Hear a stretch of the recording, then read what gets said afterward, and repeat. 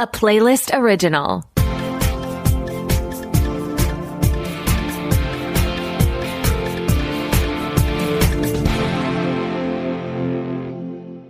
Welcome to the Pilot Podcast, where we review the pilot episodes of TV shows to answer your question, should I watch this? My name is Mitu. And my name is BJ. And this week, we're watching the listener-requested Reasonable Doubt on Hulu. So stay tuned to find out if Mitu would want to be a partner at an upscale LA law firm. Yeah, let's definitely stay tuned for that big spoiler and reveal. Okay, while that anticipation builds, can you let us know what happened in this show? Yes, Jax, played by Amayatsi Corinaldi, is a high-profile defense attorney who used to be a public defender, and now she makes the big bucks defending powerful men accused of doing awful things. That really summarizes Jax's career so well. I mean, she is allowed to be at the table. She seems to be at the head of the table, we see literally when she goes to her partner meeting. Mm-hmm. And it appears the cost of that is taking on cases that maybe don't always go with her own personal beliefs about people and how things should be done. Right. And I think what is deceptive, that description really centers around her career, but this feels like a show that's beyond the legal drama aspect. I kept waiting to see a courtroom. A jury, No courtroom. A judge, even a long robe.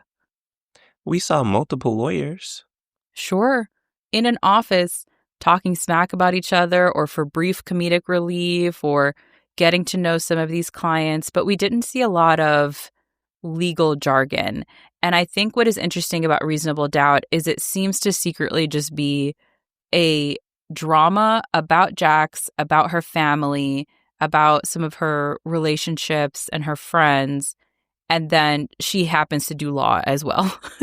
Yes, this is definitely a family drama that happens to be about a lawyer, because Jax's career is more of, honestly, a reason for some of the issues she's having in other parts of her life. We do see that she has her husband, Lewis, played by McKinley Freeman, and they are separated, and he claims it's because she devotes too much time to her job. Yes, and I think in her interactions with her husband, this is where my thoughts on Jax became very mixed. So, on one hand, I understand how strong this character needs to be in order to achieve the success that she's achieved.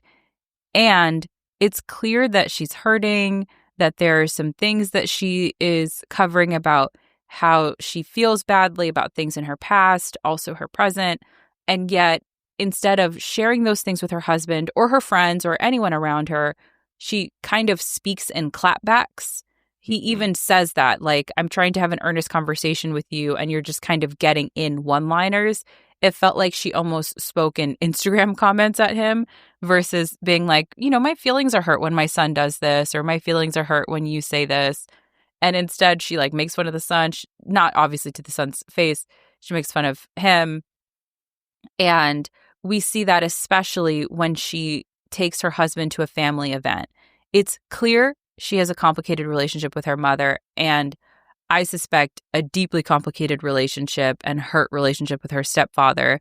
And yet, when her husband tries to check in with her because she seems off, she's like, I have to go to work. You got this. Instead of maybe let's talk, or even I need a minute, but I'm just not feeling well. Instead, it came out as like lashing out in anger. Yes, we see how complicated Jax is, because it seems like she's afraid to be vulnerable with her husband. And we also have a scene of her with some of her girlfriends, and the other women are talking about their vulnerabilities. Mitu's laughing at how Jax reacted to one friend sharing her relationship struggles. She used quite a punchline to share those struggles. And then that scene, fade to black, didn't explore that at all. Next scene, Jax is laughing about it. Exactly. Jax doesn't want to be vulnerable with her husband. She doesn't want to be honest and vulnerable with her supposed best friend and other close friends. Mm-hmm. And she clearly has some emotional hurt, probably some physical trauma as well, that she's bottling up. And then we see that in some of her work too. She's tough. So she sits down. There are 3 cases, I want to say, that we come across. The first is a basketball player who's been accused of a bad thing. She's immediately tough about it to the other attorney, to the alleged victim, with the basketball player.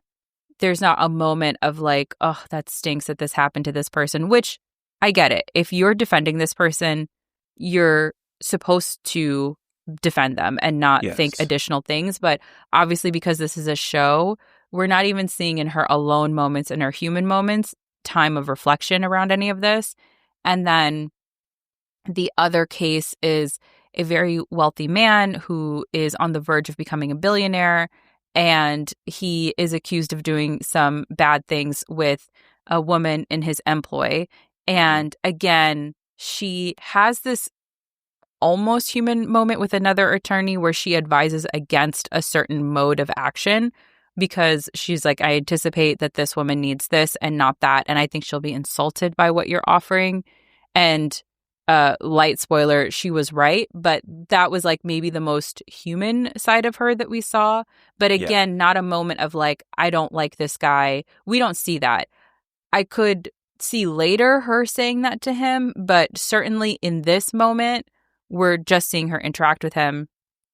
And then the third case is one that she is not personally taking on, but this is Michael Ealy's case, one of the central characters of the first season, where he seems to come from her public defender past. Yes. And he is in prison for a crime that he says he did not do, and she seems to firmly believe he did not do.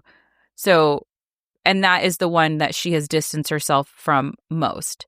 So, in each of these instances, we don't really see a lot of reflection in Jax. So I thought it was odd to like both not explore these cases legally too much. Like one of them is resolved so quickly that I had to rewind to like understand what happened.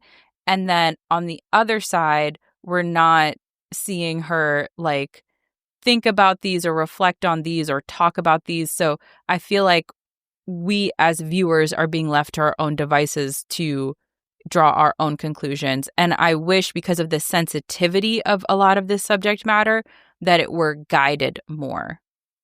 Right. And I get the sense that the creators want at least 2, maybe even all 3 of these cases to expand over multiple episodes. For sure.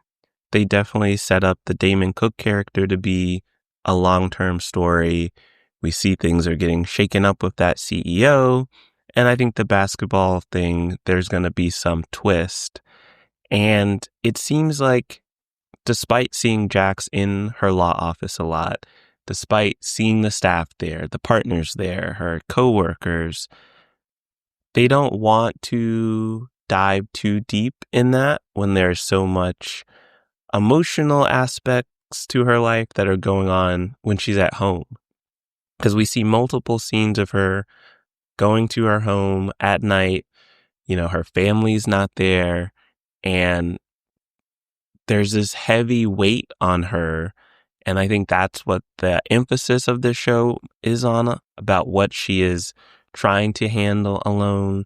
We even see like a little snappy conversation with her mom where her mom is clearly like, you're going through stuff. Like, why are you pushing yourself so hard instead of taking some time to maybe like heal and rest?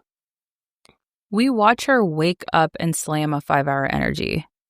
She keeps a box under her bed. So first thing in the morning, before her run, before her shower, before her morning activities, before she sees her kids. Before she sees her kids, before a glass of water, before her morning pee, before brushing her teeth, any of it, she knocks out that 5-hour energy. I've never seen anything like that, but I've also never tried to survive law school or med school or business school or any of these other high pressure environments. And you know, me too. That's why you're not a partner in an upscale LA law firm. Facts. we do see that she's put so much energy into her career. And I am curious to see as the season goes on, will we learn what else she's sacrificed? Because we see the strain on her marriage. We see some tension with her mother because she mentions to her mom, she paid off that house. Mm-hmm. So she is using this money to support everyone around her. But who's supporting her? And that is clearly the central question of the show. It's not a legal show. It's a show about Jax, who is a lawyer. And I think we can get into this with our ratings for Reasonable Doubt on Hulu. I will watch again casually because I think that they've built a good tension around what is this lady going to do? Mm-hmm. But I do wish, at least alone, we can have some more vulnerable moments with her to let us into the character more. And I wish, hope, and assume that at some point we're going to find ourselves in a court and this becomes a little bit more of a legal drama because it is quite literally called Reasonable Doubt. But it is intriguing. And again, there is enough tension there around Jax, especially because she's such a complicated character and played so enticingly that I lean forward when she's on screen. I also saw that Kerry Washington directed this first episode. I am a little less enthusiastic. I would watch again while folding laundry. Similar to you, I would like to see more of the legal court aspect. The only real legal document we saw was an NDA. That's true. That was brief. Everything else is just like a meeting or a phone call. So I'd like to see more of her at work to understand how she rose to this high level. And I think what's holding me back, because it's spread so thin between work and her family and her friends and her past, it's just too much in a long show. Yeah. If this was a half-hour show, I'd have a higher rating. Even a 40-minute, I would say. But 55 is a lot. Yes. That's fair. So, Mitu, are you gonna end up one day at an upscale LA law firm as a partner? No. You can pick what type of law you practice. Maybe partner in the sense of I am someone's partner. Like maybe one day my partner decides he wants to be a fancy, wealthy lawyer. Actually, even then, I don't know that I would stick around because that's a long way. You gotta go law school, internship. Ooh. You got another 10 years to get to partner. I can't be a partner in any sense except for maybe like a partner in life. Like I right now am a partner to a doctor, and that's you. You and I are partners in this podcast, partners in this walk of life. You are a PhD holder, and I'm a partner in that. And so maybe, if any of my friends make it to be a partner at a law firm, that's how I will partner in that, through the power of friendship. I'm like the Oklahoma City Thunder of other people's success. I have my arm linked around you, and we're in it together. Wow. I'm speechless at how the definition of partner changed so drastically. Yeah. Friendships are the best ships, huh? Well, if you want to hear more stories about this friendship partnership, you can hear tidbits along with our reviews on our website, thepilotpodcast.com. And you can follow us on all of your favorite podcast platforms. You can also follow us, one as PhD, one as PhD partner, official title pending. You can find us on social media at The Pilot Pod, and you can send thoughts, feelings, show recommendations, because every other week we do a show recommended by you, our wonderful listeners, including this week to askthepilotpodcast@gmail.com. Thanks for listening. Bye.